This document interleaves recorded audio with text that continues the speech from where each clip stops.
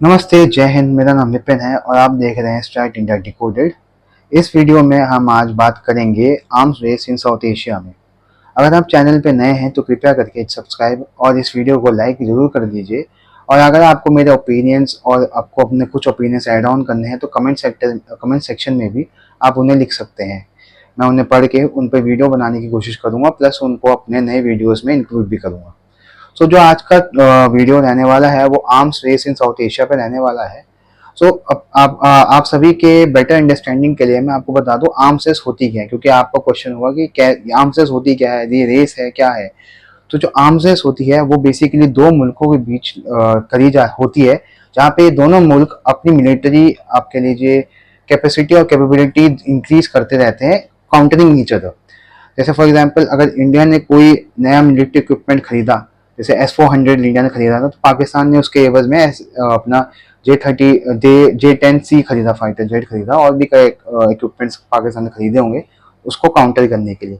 तो जब एक कंट्री वेपन्स और आपके लिए जो अपना डिफेंस बजट बढ़ाती है तो दूसरी कंट्री फोर्स होती है या दूसरी कंट्री कंपटीशन में कंपेल होती है उसको काउंटर करने के लिए। सो आप ये देखेंगे कि ऑपरेशन सिंदूर के बाद पाकिस्तान और इंडिया ने दोनों ने एक नई आर्म्स रेस शुरू कर दी है इस पूरे के पूरे सब कॉन्टिनेंट में। अगर आपको मैं थोड़ा बहुत बैकग्राउंडर दे दूं तो पाकिस्तान और इंडिया का जो डिफेंस बजट है वो बेसिकली मेजॉरिटी नहीं तो कम से कम 2 से 3% अपना जीडीपी का लगाते हैं दोनों मुल्क। इंडिया 1.9% जीडीपी का लगाती है डिफेंस में, वही पाकिस्तान अपना 3% जीडीपी का लगाती है। इंडिया का जो डिफेंस बजट है वो करीबन करीबन 79-80 बिलियन डॉलर्स का हो चुका है, जो दुनिया में फोर्थ लार्जेस्ट है। और पाकिस्तान का वहीं पे 10 बिलियन, मुश्किल से 9.5-10 बिलियन के करीब पहुंच रहा है। तो अब आप ये देखेंगे कि India second largest arms exporter भी है, इम्पोर्टर भी है इंडिया दुनिया में, आफ्टर यूक्रेन 2024-25 में। आप देख रहे हैं कि दोनों मुल्क अपना अपना 2 से 3% जीडीपी का लगा रहे हैं आर्म्स खरीदने में। और ऑपरेशन सिंदूर के बाद जहाँ पे दोनों मुल्कों ने अपनी मिलिट्री कैपेबिलिटी शोकेस की, जहाँ पे इंडिया ने बेसिकली ज़्यादा मिलिट्री कैपेबिलिटी शो की, जहाँ पे उन्होंने 11 एयरबेस पाकिस्तान के उनको हिट किया, प्रॉपरली हिट किया, सीवियर डैमेज पहुंचाया एयर और ग्राउंड दोनों में। तो उसको काउंटर करने के लिए पाकिस्तान ने ये फैसला किया है कि वो नए इक्विपमेंट खरीदेगा दुनिया से, ताकि उसका जो नुकसान प्लस जो उसका पुराना इक्विपमेंट जो लैग हुआ है, पुराने इक्विपमेंट में जो लैगिंग आई है उसको वो काउंटर कर सके। पाकिस्तान की तरफ से अभी जो हमें न्यूज़ सुनने में आ रही है, बिग परचेजेस की जा रही है डिफेंस इक्विपमेंट को लेके। तो सबसे बड़ा जो इसमें आपके लिए जो न्यूज़ सामने आ रही है वो चाइना एंगल आ रहा है कि चाइनीज से पाकिस्तान बहुत ज़्यादा इक्विपमेंट खरीदने वाले हैं या उन्हें मिलने वाला है, जिसमें सबसे पहले आता है J-35 फाइटर, स्टेल्थ फाइटर, जो पाकिस्तान के अकॉर्डिंग, पाकिस्तान की मीडिया के अकॉर्डिंग उन्हें 40 के नंबर में खरीद रहे हैं वो उसे। और वो शायद इस साल दिसंबर के एंड तक 2025 तक उन्हें मिल भी जाएगा पहला लॉट। उसके अलावा चाइना से पाकिस्तान HQ-19 बैलिस्टिक मिसाइल्स खरीद रहा है, जो कि ये शोकेस करता है कि जो पाकिस्तान में चाइनीज मिसाइल्स जो आपके लीजिए डिस्ट्रॉय हुई, और उसके अलावा जो कैपेबिलिटी नहीं थी उनके पास कि वो इंडियन टारगेट्स या इंडियन मिसाइल्स को इंगेज कर सके, इंडियन फाइटर को इंगेज कर सके, उसको काउंटर करने के लिए चाइना अब बैलिस्टिक मिसाइल डिफेंस की तरफ जा रहा है, और उसके लिए उसने HQ-19 बैलिस्टिक मिसाइल खरीदने का फैसला किया है। उसके अलावा ये एक नया airborne early warning control radar के लीजिए वो खरीदने वाले हैं, जिसका नाम है KJ-500, जो कि एक 4 इंजन का टर्बोप्रॉप एयरक्राफ्ट है, जो कि ये बेसिकली कह तो ये रहे हैं कि ये कॉम्प्लीमेंट करेगा उनका सैब ARI 2000, जो अलिजिटली 2 डिस्ट्रॉय किए हैं इंडियन एयरफोर्स ने, एक एयर टू एयर एंगेजमेंट में और एक एयर टू ग्राउंड एंगेजमेंट में बुलारी में। जो इनका हैंगर था वहाँ पे वो रखा हुआ था, उस पर हिट हुआ था तो वो डैमेज हुए। तो आप कह लीजिए कि जो सैप का जो आपका एवाक्स था वो इतना सक्षम नहीं था, तो उसको हटाने के लिए, उसको रिप्लेस करने के लिए चाइनीज एवाक्स की तरफ जा रहे हैं। अब उसके अलावा अब ये भी खबर आ रही है कि इनके जो J-17 और J-10 फाइटर्स है उनके लिए वो PL-19 करके एक लॉन्ग रेंज मिसाइल खरीद रहे हैं, जिसकी जो एलिजिड रेंज है वो 400 किलोमीटर है। तो ये है। उसके अलावा ये तुर्की से भी काफ़ी ज़्यादा ड्रोन्स और ये खरीद रहे हैं, और जो मेजर इक्विपमेंट ये तुर्की से ले रहे हैं उसका नाम है ALP-300 long range surveillance and tracking radar.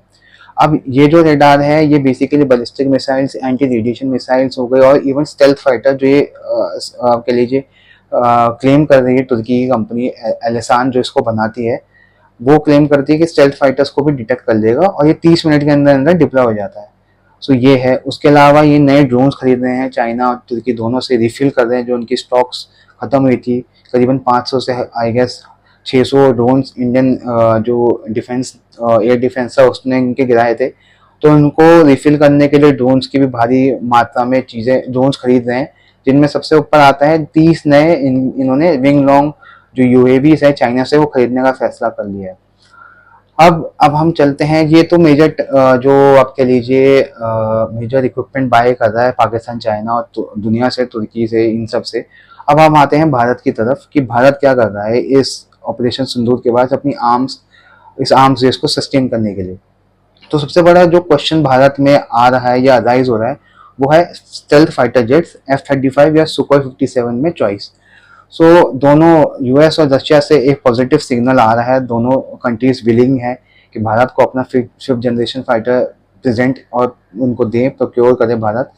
तो अभी जो लेटेस्ट बताया जा रहा है कि रशिया ने अपना Su-57 का जो TOT है, full transfer of technology plus जो सोर्स कोड है वो इंडिया में ट्रांसफर करने, इंडिया को देने का फैसला कर दिया अगर इंडिया ये जेट परचेज करता है रशिया से।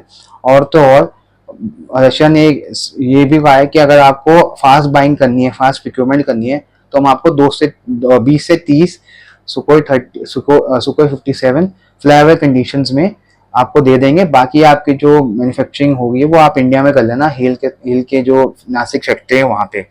तो ये एक पॉजिटिव है। प्लस F-35 पे भी काफ़ी अमेरिकन जो उनके आप कह लीजिए ब्रोकरेट्स हैं वो भी कह रहे हैं कि we are ready to sell F-35। और उसके अलावा वो F-35 दे रहे हैं, F-21 जो F-16 का एक अपडेटेड वर्जन है वो भी इंडिया को दे रहे हैं। तो दोनों तरफ से आपको पॉजिटिव सिग्नलिंग आ रही है कि आप वेपन्स बाय करें उनसे। बट उसके अलावा इंडिया अपनी खुद की लोकल जो कह लीजिए डिफेंस मैन्युफैक्चरिंग है, मिलिट्री मैन्युफैक्चरिंग है, उस पर ज़्यादा बजट खर्च करने पे सोच रहा है और उसका काफ़ी पॉजिटिव आपको रिजल्ट भी दिख रहा है। तो सबसे बड़ा रिजल्ट अभी तक दिख रहा है वो है QRSAM। तो QRSAM होती क्या है? इसका फुल फॉर्म है quick reaction surface where missile. ये बेसिकली 30 किलोमीटर के रेंज के अंदर टारगेट्स को डिस्ट्रॉय करने के लिए बनाई जा रही है। इसका डेवलपमेंट है और इसको अभी इसके डेवलपमेंट और उसके ट्रायल्स चल रहे हैं। तो ये खबर आ रही है कि इंडियन आर्मी बेसिकली 3 रेजिमेंट इससे खरीदेगा 30,000 करोड़ रुपए के लिए, जो इसका जो इंडियन आर्मी का एयर डिफेंस है उसको मजबूत करने के लिए वो है। उसके अलावा इंडियन एयरफोर्स के लिए एक आई स्टार एयरक्राफ्ट खरीदा जा रहा है, जो बेसिकली जो टारगेट ट्रैकिंग होती है उसके और जो उनका काउंटर ये लीजिए इंटेलिजेंस गैदरिंग होती है, आपका सिग्नल इंटेलिजेंस होती है आपकी, उस इंटेलिजेंस को प्रोसेस करने के लिए एक एयरबॉर्न आप कह लीजिए सर्विलेंस प्लेन खरीद रही है इंडियन एयरफोर्स। उसके अलावा अगर आप देखेंगे तो मिसाइल्स पे ज़्यादा फोकस किया जा रहा है, चाहे वो आपकी एयर डिफेंस की मिसाइल हो, आकाश की नई बैटरीज खरीदी जा रही है, स्टॉक पाइलिंग की जा रही है आकाश की, क्योंकि आकाश ने बहुत ही बढ़िया ऑफ सिंदूर में परफॉर्म किया है वो। उसके अलावा आकाश का एक नया वर्जन है आकाश NG नेक्स्ट जनरेशन, तो उसके भी ट्रायल्स को फास्ट ट्रैक कर लिया गया है और शायद इस साल या अगले साल तक उसे भी इंडक्ट कर लिया जाएगा। उसके अलावा आप देखेंगे जो भारत की ब्रह्मोस है, जो बहुत ही बढ़िया एक तरह से उसने परफॉर्म किया है इस पूरे कॉन्फ्लिक्ट में। जितने भी एयरबेस टारगेट किए गए थे, चाहे वो सरगोदा है, नूर खान हो या बलारी है, करीबन 19 ब्रह्मोस दागी गई थी इधर। तो ब्रह्मोस के जो रेंज है उसको एक्सटेंड करने की खबर आ रही है कि इसे 800 किलोमीटर तक ले जाया जाएगा, जो कि हमारी जो इंगेजमेंट रेंज है पाकिस्तान के अंदर उसे बहुत बढ़ा देगी। और हम आप कह लीजिए ईस्टर्न इंडिया से भी अब ब्रह्मोस फायर कर सकेंगे या सेंट्रल इंडिया से भी ब्रह्मोस फायर करेंगे अगर ब्रह्मोस की रेंज बढ़ाई जाती है। उसके अलावा भारत भी नए ड्रोन्स खरीदने की बातें चल रही है। उन्हीं ड्रोन्स के अंदर आप देखेंगे सर्वेलेंस ड्रोन भी खरीदा जा रहा है, जो भारत का घातक UAV प्रोग्राम है उसे भी फास्ट ट्रैक किया गया है। उसके अलावा लॉइटिंग एमिनेशन डिफरेंट टाइप्स के वो खरीदे जा रहे हैं, सर्वेलेंस ड्रोन खरीदे जा रहे हैं, स्वॉर्म ड्रोन्स टेक्नोलॉजी को इम्प्रूव किया जा रहा है और उन्हीं ड्रोन्स को काउंटर करने के लिए एंटी ड्रोन सिस्टम्स भी बहुत ही बड़े नंबर में खरीदे और डेवलप किए जा रहे हैं। उसके अलावा आप एयर टू एयर मिसाइल्स की बात करें तो उसके अंदर जो हमारा एस्ट्रा सीरीज फैमिली सीरीज की मिसाइल है मार्क 1 तो इंडक्ट हो गया, तो मार्क 2 और मार्क 3 हैं, उनको भी अब फास्ट ट्रैक उनकी डेवलपमेंट की जा रही है। और जो सबसे बड़ी न्यूज़ अभी तक सामने आई है, जो आप कह लीजिए भारत के अंदर जो पब्लिक प्राइवेट पार्टनरशिप जो पीपीपी मॉडल है उसको ज़्यादा इंगेज करती है, वो ये है कि डीआरडीओ ने करीबन 9 डिफेंस टेक्नोलॉजी, जिसके अंदर आपका माउंटेन गन सिस्टम है, एंटी टेरर व्हीकल है और राइट कंट्रोल व्हीकल है, इन्हें करीबन 9 इंडियन फर्म्स को दिया है फॉर प्रोडक्शन। कि ये जो टेक्नोलॉजी थी, ये डीआरडीओ ने खुद रिसर्च करी, फिर इसकी मास प्रोडक्शन के लिए इंडियन प्राइवेट फर्म्स को दे दिया है, ताकि डीआरडीओ का पैसा बचे और जो उनकी मैन पावर है वो रिसर्च पे जाए, डिफेंस रिसर्च पे। तो ये बहुत ही अच्छा कदम था। उसके अलावा अगर आप देखेंगे तो जो नेवी है उसने पार्ट, इतना पार्ट नहीं लिया ऑपरेशन सिंदूर में, विजुअल पार्ट नहीं था, क्या पता कोई सर्वेलेंस या कोई रिकॉनेसेंस के लिए नेवी ने बहुत बड़ा रोल अदा किया हो जो अरेबियन सी में, बट नेवी को भी बूस्टअप किया जा रहा है। करीबन 10 वॉरशिप इस साल के एंड तक इंडियन नेवी इंडक्ट कर लेगी, जिसमें सबसे बड़ा वॉरशिप है वो है 3 फ्रिगेट्स। ये 3 फ्रिगेट्स हैं आईएनएस तमाल, जो बेसिकली एक तलवार क्लास फ्रिगेट है जो रशिया से हम खरीद रहे हैं, और उसके अलावा एक या दो नीलगिरी क्लास के फ्रिगेट्स भी इसी साल इंडक्ट कर ली जाएंगी। उसके अलावा इंडियन नेवी एक सबमरीन वॉरफेयर आपके लीजिए वेसल है आईएनएस अर्नाल, वो भी कमीशन करने जा रही है इस महीने। और इसी साल इंडियन नेवी ने आईएनएस बख्शीर करके एक सबमरीन थी जो 6 कावेरी सबमरीन थी बैच की, उसको इंडक्ट किया है। तो अब आप देखेंगे जो इतनी परचेजेस दोनों मुल्क कर रहे हैं, उसमें एक जो आप मेजर डिफरेंस देखेंगे वो ये है कि जो पाकिस्तान है वो नए सिस्टम खरीद रहा है, पुराने सिस्टम का कोई री ऑर्डर नहीं दिया गया है। अगर फॉर एग्जांपल J10 है तो J10 के नए यूनिट्स नहीं खरीदे जा रहे, J35 लिया जा रहा है। वहीं पे जो HQ9 जो LY80 के जो सैम्स हैं इनके पास, surface to air missile defence systems हैं, उनका भी कोई लार्जर ऑर्डर नहीं दिया जा रहा, बल्कि नए सिस्टम खरीदे जा रहे हैं। तो इससे एक बात तो पूरी आपके लिए प्रूफ होती है, जो एविडेंट है, कि पाकिस्तान ने ऑप सिंधु में जो सिस्टम पे भरोसा किया था, उन्होंने उसका बहुत ही गलत तरीके से लेट डाउन किया है। जैसे HQ9, तो HQ9 की बैटरीज तो इंडियन ड्रोन्स, कामाकाजी ड्रोन्स ने तबाह की थी, उनका रेडार कंट्रोल सिस्टम्स जो थे वो भी तबाह किए थे। तो पाकिस्तान अब कोई चांस नहीं लेना चाहता है कि अगर वही सिस्टम वो ऑर्डर करे और फिर फ्यूचर में इंडिया उन्हीं सिस्टम का, क्योंकि इंडिया ने अब उन सिस्टम का तोड़ निकाल लिया है, उनको काउंटर करने के लिए स्ट्रैटेजी बना लिया, प्लस इक्विपमेंट भी आप कह लीजिए वो बना लिया है जो उनको काउंटर कर सके। तो चाइना अब बिल्कुल नए सिस्टम्स की तरफ जा रहा है और प्राइमरीली चाइनीज सिस्टम की तरफ जा रहा है। एक इंटरेस्टिंग फैक्ट मैं आपको ये बता दूं कि साल 2000 से लेकर अब तक 25 तक पाकिस्तान ने चाइना से करीबन 85% अपना मिलिट्री हार्डवेयर खरीदा है, जो कि एक टाइम पे यूएस डोमिनेटेड हुआ करता था। अब चाइना बेसिकली पाकिस्तान का सबसे बड़ा डिफेंस एक्सपोर्टर बन चुका है। चाइनीज जितने भी इक्विपमेंट डिफेंस के यूज़ किए जा रहे हैं वो पाकिस्तान के अंदर ही यूज़ किए जा रहे हैं, और पाकिस्तान के अंदर JF-17 भी बनता है, J10 फाइटर भी उनके पास है। उसके बाद उनके जो एवाक्स है वो भी चाइनीज़ हैं पाकिस्तान के पास, जो डिफेंस मिसाइल्स है वो भी, यहाँ तक कि नेवल शिप भी उन्होंने चाइना से खरीदे। तो जो पाकिस्तान और चाइना का जो डिफेंस रिलेशनशिप है वो इसके बाद ऑप्शन के बाद बहुत बढ़ेगा और बढ़ भी रहा है। वहीं पे आप अगर हम इंडिया की तरफ देखेंगे तो इंडिया ने जो अपना डिफेंस बजट है वो लोकलाइजेशन पे लगाया है, जहाँ तक कि आप कह लीजिए डिफेंस प्रोक्योरमेंट फॉरेन से करने से जो सिस्टम इंडिया में बन सकते हैं उसे भारत इंडियन गवर्नमेंट बना रही है और उसे मार्च में खरीद रही है। आप कह लीजिए जैसे पिनाका रॉकेट सिस्टम्स है वो बहुत ज़्यादा खरीदे जा रहे हैं, ब्रह्मोस खरीदे जा रही है, फिर जितने भी लॉइटरिंग एम्यूनिशन हैं वो भी खरीदे और बनाए इंडिया में जा रहे हैं, उनसे खरीदा जा रहा है। प्लस प्राइवेट जो पार्टनर्स है, प्राइवेट कंपनीज हैं, उनको कॉन्ट्रैक्ट दिए जा रहे हैं डिफेंस के, ताकि जो गवर्नमेंट PSUs है, डिफेंस PSUs हैं, उन पे बोझा कम हो और वो रिसर्च पे ज़्यादा ध्यान दे सके। तो एक पैटर्न आपको दिखता है कि इंडियन गवर्नमेंट चाहती है कि जो डिफेंस PSUs है, जैसे DRDO है, हेल है, वो खाली रिसर्च करे, डिफेंस रिसर्च करे, और जो डिफेंस रिसर्च वो करते हैं अगर वो डिफेंस प्रोडक्ट जो एंड प्रोडक्ट है वो अच्छा निकलता है तो उसकी मास प्रोडक्शन प्राइवेट सेक्टर को दे दी जाए, जो कि एक बहुत ही बढ़िया आपके लिए स्ट्रैटेजी है रिसोर्सफुल डेवलपमेंट का हमारी डिफेंस के लिए।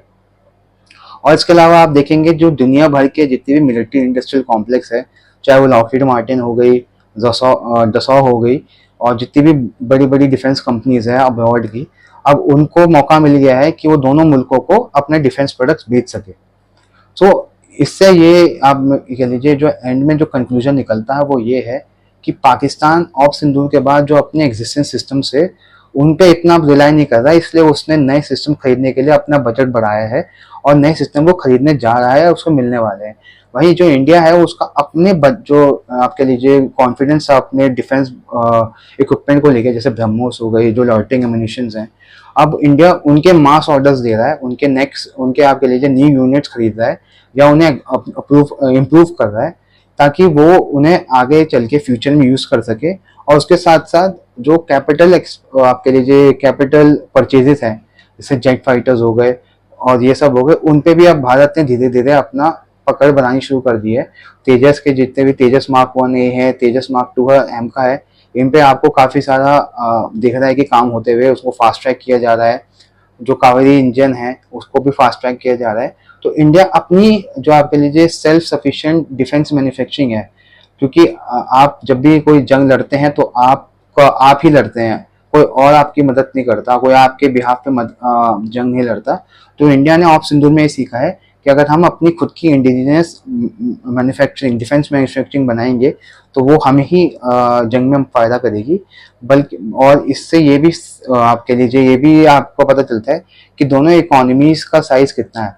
इंडिया जहाँ पे $80 बिलियन खर्च कर रहा है, वहीं पाकिस्तान $10 बिलियन खर्च कर रहा है। 8 टाइम्स लार्जर है इंडिया का बजट। तो और इंडिया 5th लार्जेस्ट इकोनॉमी बन चुका है।